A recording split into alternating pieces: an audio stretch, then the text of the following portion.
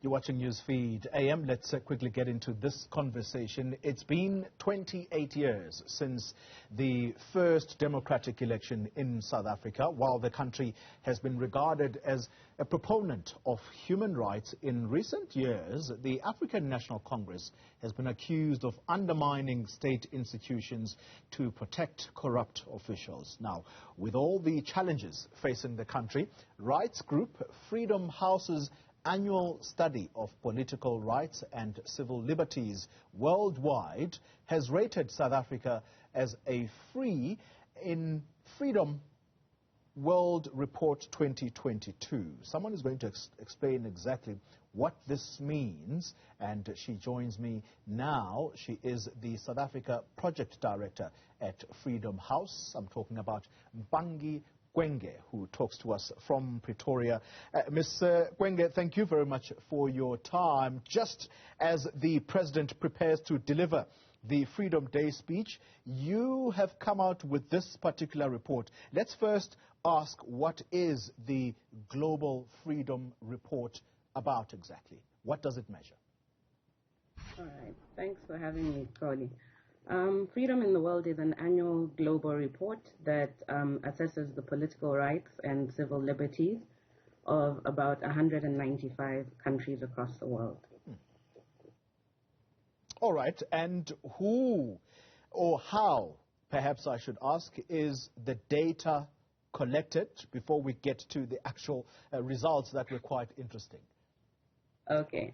So the data is collected by about 120 plus staff across our field offices, and the report's methodology is mainly derived from the United Nations Declarations on Human Rights as was passed in the General Assembly in 1948. Yeah. So how we collect the data is basically we work on a two-tier system. We work on a status system, and then a point system. A country is awarded 0 to 4 points across 25 indicators relating to political and civil liberties. So political liberties score you a total of 40%, and civil liberties score you a total of 60%. Yeah. All right. So out of those 25 indicators, tell us how South Africa fared, and you take us through the scoring process. Okay. All right. So South Africa is ranked as free with a total score of 79%, 33% falling across political rights, and 46% across civil liberties. This data is data for the year 2021, and so basically we look at events and incidences as they occurred in 2021. The score for South Africa has not really changed over the past 4 years. And there is a counter argument against that, as you've clearly stated. You know, there have been allegations of corruption, misappropriation of state funds, and whilst those arguments have been advanced, Freedom House has put forward the argument that the reason that these allegations, corruption, scandals are coming to the fore is because South Africa has the right institutions and processes in place to address some of these concerns as they come across. Granted that the corruption and the misappropriation of state funds has increased. Trust me, I take nothing away from South Africa scoring so highly. If anything, it actually is impressive because it gives us a bit of good news, something to celebrate. But some people will be wondering in their minds that if South Africa has not shifted one bit from this sort of score of 79%, it's probably even gone slightly higher in the previous years. Even with the July unrest, where the president even termed it that this was an attempted insurrection, you are quite confident that all these indicators that you sort of mark South Africa against, those have remained steadfast. Okay. So particular indicators like safeguards against official corruption have actually decreased. So where South Africa would have previously scored 3 out of 4 or 4 out of 4, they're now scoring 2 out of 4. Due process in civil and criminal matters, that has also declined, and in part that has been cited. What has been cited is the undermining of the National Prosecution Authority and a lack of sufficient judicial staff.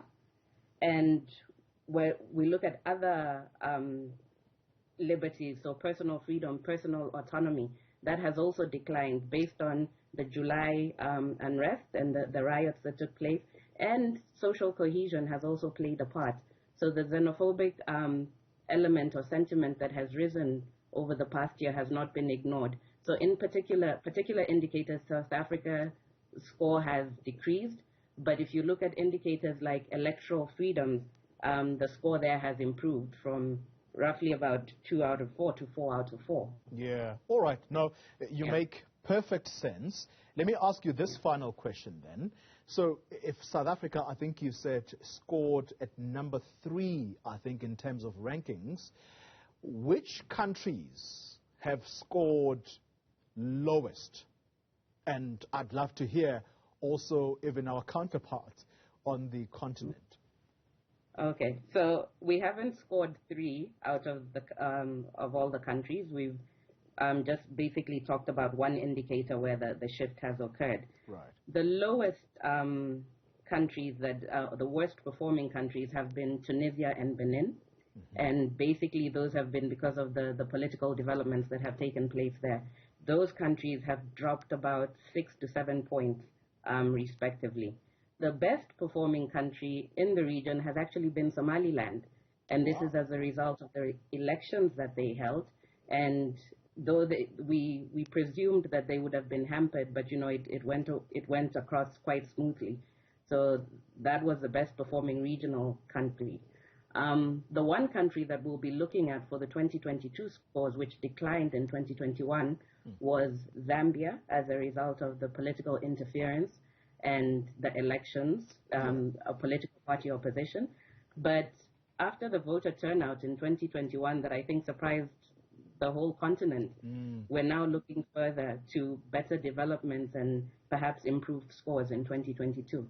That's wonderful to hear. What about the other neighbor closest to South Africa, Zimbabwe?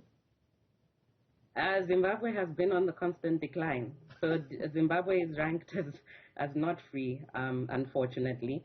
And that is based on, again, the political freedoms that are not enjoyed by citizens of that country, and almost authoritarianism. Overall, there has been a decline across the world.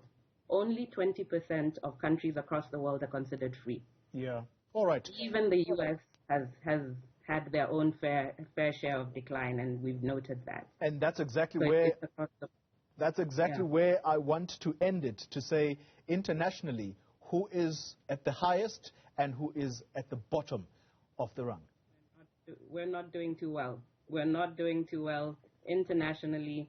All the countries that we thought or hailed as good democracies or good examples for democracy are on the decline. And so democracy is in dire straits currently. So there's a lot to be done. And I think if we want to look at how we need to curb that, is to curb authoritarianism and to curb authoritarian rule, and to also address civil liberties and political participation, to enhance civic education, and so to give the people power to participate in the due political processes. Wow, that is very enlightening indeed. That is our guest talking on this particular subject, Ms. Kwenge, and Ms. Mpangi Kwenge, and she is with the organization Freedom House. What a very, very interesting turn of events. Who would have thought Africa is actually scoring better than the rest of the world in terms of upholding the values of democracy?